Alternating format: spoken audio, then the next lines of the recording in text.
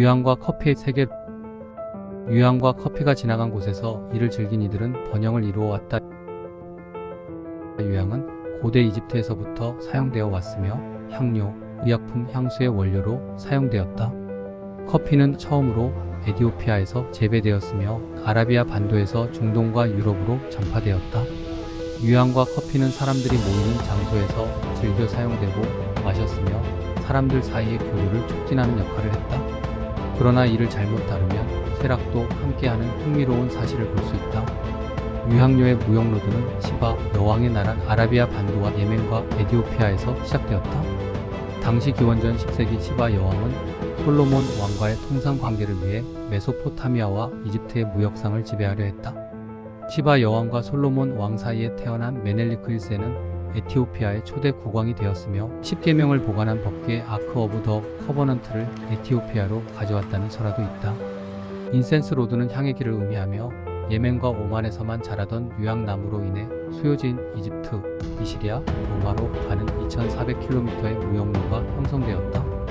유향은 솔로몬의 유대교를 받아들이게 하고 포도주는 기독교를 바뀌고 커피는 이슬람이 침략하면서 큰 변화를 겪고 사람들을 이주하게 만든다. 일반적으로 예수님이 있던 로마 시대에는 없던 커피가 사후 1000년 후 10세기경에 번성하게 된다. 커피는 현재 에티오피아에 위치한 에티오피아 고원 지대에서 처음 발견되었다. 양들이 커피콩을 먹고 날뛰는 것을 본 에티오피아의 목동들은 커피 열매의 쓴맛을 없애기 위해 볶고 바 물을 부어 마시기 시작했다. 커피의 맛과 향에 매료된 목동들은 커피를 다른 사람들에게 소개했고 커피는 에티오피아 전역으로 퍼져나갔다. 인센스 로드는 향의 길을 의미하며 로마 시대에는 유향나무가 예멘과 오만 지역에서만 자라고 있었다.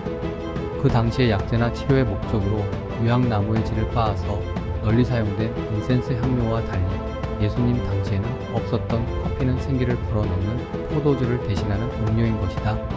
이는 예수님의 탄생을 위해 길을 나선 동방박사의 루트이기도 하다. 유향과 모략, 황금을 동방박사가 드린다. 11세기 말 십자군 전쟁으로 인해 유럽과의 향료 무역이 끊기면서 예멘의 향료 무역도 감소하게 되었고 이후 커피가 주요한 수출품으로 대체되었다. 커피는 예멘에서 시작되어 아라비아 반도와 다른 지역으로 퍼져갔다. 현재 에티오피아와 예멘 사이에 홍해 앞바다를 두고 역사적 관계와 종교적 변화가 있다. 육지통에 가려면 멀리 이집트와 이스라엘을 거쳐야 하듯이 커피의 기원과 문화 이야기가 흥미롭다.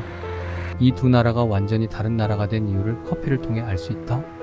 먼저 유대교와 기독교가 에티오피아와 예멘에서 갖는 신앙의 성장이다. 유향에서 포도주, 커피 무역으로 이어지면 유대교적 신앙지도, 기독교 신앙 배척과 문화, 이슬람의 세력에 의한 신앙 변화 등이 세계 로드의 변화 과정을 겪는다. 또한 기독교화되면서 악슈 에티오피아의 나자시 황제와 기원 후 530년에 커피가 예멘으로 전해진 이야기도 흥미롭다. 기원전 시바왕국은 말기의 물관리 소홀로 인해 힘을 잃고 몰락하게 되었다. 예멘은 건조 지형상의 이유로 물이 바로 바다로 흘러가는 특징이 있어 마리브 댐을 건설하여 이를 극복하였지만 댐의 관리 소홀로 인해 일부가 무너져 나가고 예멘에서 북부로 이주하는 현상이 발생했다. 이로써 유대교의 예멘은 쇠퇴하게 되고 인센스 로드도 번영도 쇠락한다. 시바 여왕 이후 1500년이 지난 에티오피아에서는 기독교로 개종한 나자시 황제는 기독교인 수호를 위해 로마 황제에게 선박 지원을 요청받아 에티오피아 7만 병력을 이끌고 원정을 갔으며 이 과정에서 예멘으로 커피가 전해졌다고 한다. 포도주가 더 성행한 기독교 로마식 이후 커피가 더 이슬람에 퍼져나갔다. 이집트 콥트 교회의 번영과 더불어 기독교 신앙의 변화가 생긴다. 또한 유대교를 몰아낸 나자시는 기독교인이라서 예수와 마리아를 쿠란을 통해 알고 있는 무슬림들 받아준다. 메카에서 피난온 이슬람인들이었고 이들은 커피를 이슬람에 알리게 된다.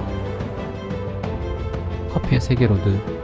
커피의 번영지였던 1683년 오스만 제국은 오스트리아 사이에 벌어진 비엔나 전쟁에서 오스만 제국이 패배했다. 오스만 제국 군인들은 후퇴하면서 커피콩 자루를 두고 갔다. 이 커피콩 자루는 오스트리아인들에게 발견되었고 오스트리아인들은 처음으로 커피를 접하게 되었다. 오스트리아인들은 커피에 크림을 넣어 마셨고 공공장소에서 커피를 마시기 시작했다. 비엔나의 커피하우스는 귀족들이 사귀어하는 공공장소가 되었다. 귀족들은 커피를 마시면서 정치, 경제, 커피의 문화 등 다양한 주제에 대해 토론했다. 음악 공연도 하는 커피하우스는 비엔나의 문화와 예술의 중심지가 되었다. 커피가 유럽에 퍼졌으나 영국은 오스트리아와 달리 티를 선호했다. 영국은 대항해 시대의 동양에서 티를 수입하여 티 무역을 통해 돈을 벌었기 때문이다. 그러나 1773년 벌어진 보스턴 차 사건으로 미국은 영국으로부터 독립하게 되었다. 미국은 영국의 티에 대한 의존도를 줄이기 위해 아메리카노를 선호하게 된다. 아메리카노는 미국 독립의 상징이 되었고 미국인들은 커피를 마시면서 독립을 이룬 것을 자랑스럽게 생각했다. 미국의 북부 지역은 독립전쟁과 시민전쟁 시기에도 커피를 즐겼다. 북부 지역은 커피를 마시면서 독립과 자유를 염원했다. 커피는 오스트리아뿐만 아니라 이탈리아에서도 커피가 이미 인기를 얻었다. 이탈리아에서는 커피를 압축하여 추출하는 에스프레소가 개발되었다. 에스프레소는 진한 맛과 풍부한 향으로 인기를 얻었고 전 세계적으로 사랑받는 커피가 되었다. 스타벅스의 창업자 하워드 슐츠는 이탈리아 여행 중 에스프레소 커피의 맛에 반했다. 1987년 슐츠는 미국에 돌아와 스타벅스 커피 전문점을 열었고 미국의 번영과 함께 전 세계로 확장되었다. 커피는 오스만 제국에서 유럽, 미국, 전 세계로 퍼져나갔다. 다양한 에스프레소 커피는 세계인의 사랑을 받는 커피가 되었다. 북극 유럽까지 커피길. 커피 세계로드는 북쪽으로 가는 길 노르웨이 F타임에서 끝이 난다. 노르웨이는 세계에서 커피 소비량이 많은 나라 중 하나로 알려져 있다. 성인 10명 중 9명이 커피를 마시고 그중 3분의 2가 매일 커피를 즐기며 하루 평균 4잔의 커피를 마신다. 이로 인해 노르웨이는 커피의 수도로 불리운다. 1969년까지 가난했던 노르웨이는 산유국이 되면서 더 여유로운 커피의 삶을 살고 있다. 사실상 공식적인 커피를 마시기 위해 만나는 것은 과거이다. 북극 유럽에서는 항상 친구, 가족, 동료 또는 방금 만난 사람과 함께 커피를 마실 시간이 있다. 스웨덴 사람들은 심지어 커피타임에 대한 그들만의 단어를 가지고 있다. 바로 피카이를 멈춘다는 뜻이다.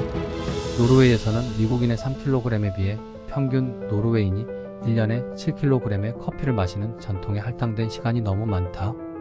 F타임에 당신이 방문하면 누군가의 집에서 수제 시나몬 롤과 함께 커피를 제공하거나 카페에서 바리스타가 전문적으로 준비하거나 야외에서 풍경을 바라보며 마실 수 있다. 북극 유럽에서 전망은 항상 장관이며 커피 한 잔은 결코 더 맛있지 않겠는가? 실제 이 전통은 스칸디나비아 북극권에 있는 베리티를 즐겨 마시던 원주민인 사미족에서 시작되었다. 이는 이야기를 나누는 사회적인 의식으로서 300년 전에 커피가 보급되면서 커피는 주인의 선호에 따라 준비된다. 불 위에는 호박철로 된 주전자를 걸어놓고 그 안에 물을 끓이고 그런 다음 거칠게 갈아진 커피를 끓는 물에 넣고 다시 끓인다. 커피 찌꺼기가 침전할 수 있도록 불에서 주전자를 제거한다. 가볍게 올라온 커피는 나무잔인 보쿠시즈에 담겨지며 거기에는 카페부스타 한류 및 치즈와 비슷함과 함께 제공된다. 이 치즈는 커피 안에서 부드럽게 녹는다. 여기에 소나 염소의 우유를 커피에 추가할 수도 있다. 커피와 함께 맛 좋은 말린 순록고기도 함께 즐긴다. 도시의 세계인은 다시 자연으로 돌아가고 있다. 에스프레소 커피에서 다시 카페부스타 치즈와 커피로 그 여유로운 자연의 맛으로 바뀌고 있다. 커피는 만족할 줄 아는 삶을 맛볼 줄 아는 자들이 세계화로 열린 길에서 다양한 문화인들을 만나게 해준다.